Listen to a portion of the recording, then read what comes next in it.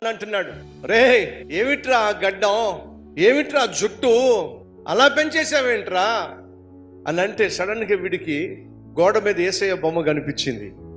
యేసయ్య బొమ్మ కనిపిస్తే యేసయ్యకు పొడుగాటి గడ్డం ఉంటుంది, పొడుగాటి జుట్టు ఉంటుంది.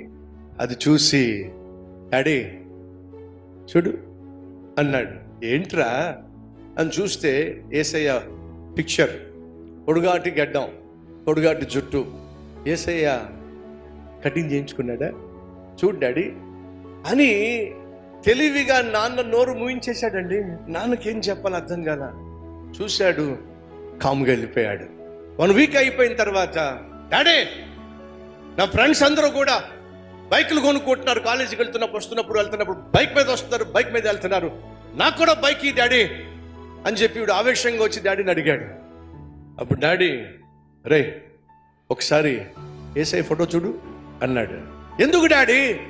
ఆయన బైక్ మీద ఉన్నాడా బైక్ లేకుండా ఉన్నాడా అన్నాడు. బైక్ లేదు డాడీ. మరి యేసయ్యకి బైక్ లేనప్పుడు నీకు మాత్రం ఎందుకురా, బయలుదేరు అని చెప్పి అన్నాడు. మోసపోకుడి దేవుడు వెక్కిరించబడ్డు. మనిషి ఏమి ఎత్తుతాడో దాన్ని కోయక తప్పదో.